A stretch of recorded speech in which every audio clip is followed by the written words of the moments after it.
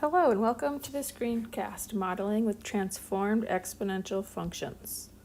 So previously we've observed that if a quantity changes so that its growth or decay occurs at a constant percentage rate with respect to time, then the function is exponential.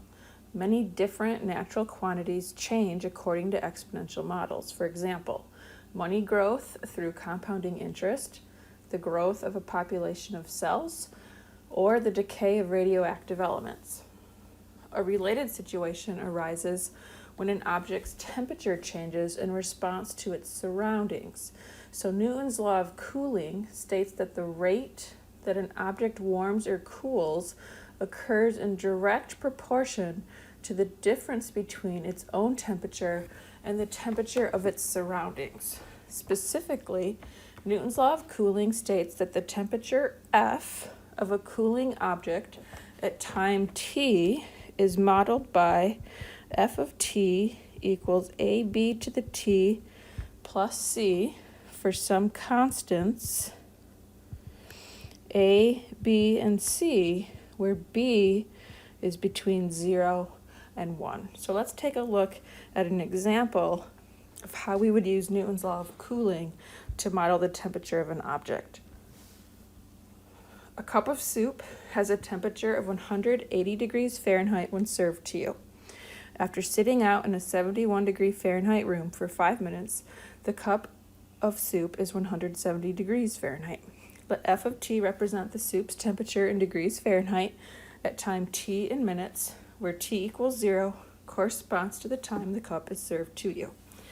So we know from Newton's law of cooling that f has the form f of t equals ab to the t plus c for some constants a, b, and c, where b is between 0 and 1.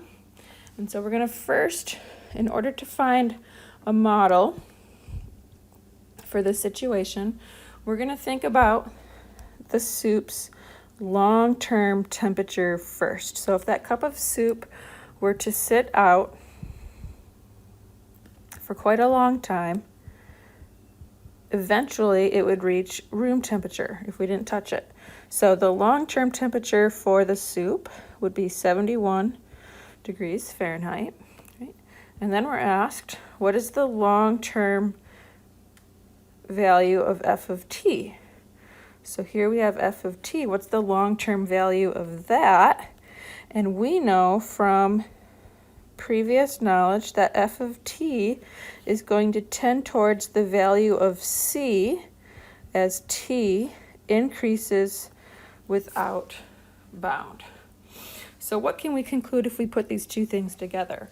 We know that the soup is going to approach 71 degrees Fahrenheit in the long term, and we know that the function f is going to approach c in the long term. So ultimately what that tells us is that c equals 71. All right, so we now know what c is. We'll work next to find the value of a. So this just restates the problem. We already know the form for Newton's law of cooling, and we just determined that c equals 71. So now we're ready for part B. What is the numerical value of the soup's initial temperature? Well, we were told that the initial temperature is 180 degrees Fahrenheit. And then next we're asked, what is the value of f of 0 in terms of a, b, and c? So if we were to take f of 0, here's f of t, so we'd have ab to the 0 plus c. We know b to the 0 is 1, so we would get a plus c. And we also know that when we find f of 0, that's just another way of saying what is the initial value, or what is the initial temperature. So if we put these two observations together, we know that a plus c needs to equal 180, and then we knew that c was 71, so a plus 71 needs to equal 180, which tells us a equals 109. So lastly, we can put all of this information together If we know that B is approximately 0.981, we're going to use our work to determine a formula for f of t equals AB to the t plus c. That models the temperature of the soup as a function of time. So all we need to do is replace A with 109, B with about 0.981, and C was 71. In future lessons, you'll learn how we found that B value, but for now you can just accept that it's approximately 0.981. All right, so let's use this model now for the temperature of the soup to explore the average rate of change of the temperature of the soup and what it tells us about how the soup's temperature is changing. So again, this is just what we know. F of t equals 109 times 0.981 to the t plus 71 represents the soup's temperature at time t minutes, where t equals 0 corresponds to the time the soup is served to you. So we're going to determine the average rate of change of F on the intervals from 10 to 15, 15 to 20, and 20 to 25. And then pretty standard here, write at least 2 careful sentences that explain the meaning of the values you found, include units, and discuss any overall trends.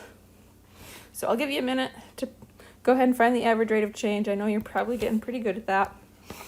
And then we'll work on the sentences together.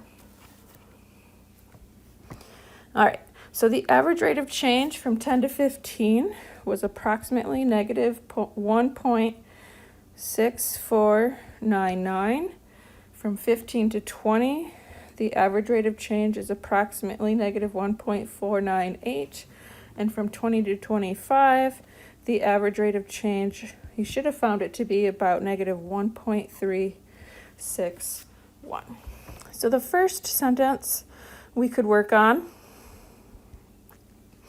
would be, let's just explain, for example, what the average rate of change from 15 to 20 represents, right? So we know that the soup's temperature is decreasing, right? And we know it's decreasing because of that negative, right?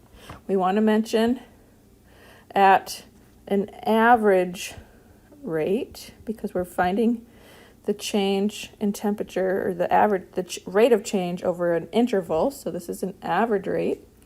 The soup's temperature is decreasing at an average rate of 1.498. I don't need the negative because I already said decreasing. My units would be output divided by input. The output was degrees Fahrenheit. The input was minutes, so degrees Fahrenheit per minute.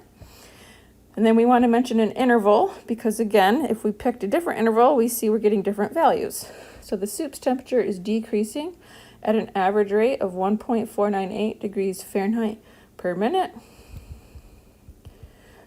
within 15 and 20 minutes of being served. So there's one sentence just explaining one value of the average rate of change. So the other thing we want to do is make sure one of our sentences discusses the trends in the average rate of change. So what are we noticing in the trends here? So we notice a couple things. We notice that the average rate of change is negative, and we notice that the average rate of change is increasing, right? These values are getting less negative. So we've seen previously that if the average rate of change is negative and the average rate of change is increasing, that tells us that the function f of t is decreasing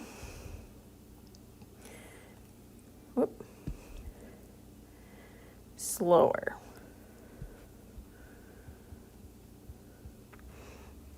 Another way to say that, f of t is decreasing at an increasing rate. If we were to graph f of t, it would have a shape something like this. So the graph is decreasing but slower, or we say f of t is decreasing at an increasing rate. So in context, our actual sentence, we could say something like, the temperature of the soup is decreasing slower. Or the temperature of the soup is decreasing at an increasing rate.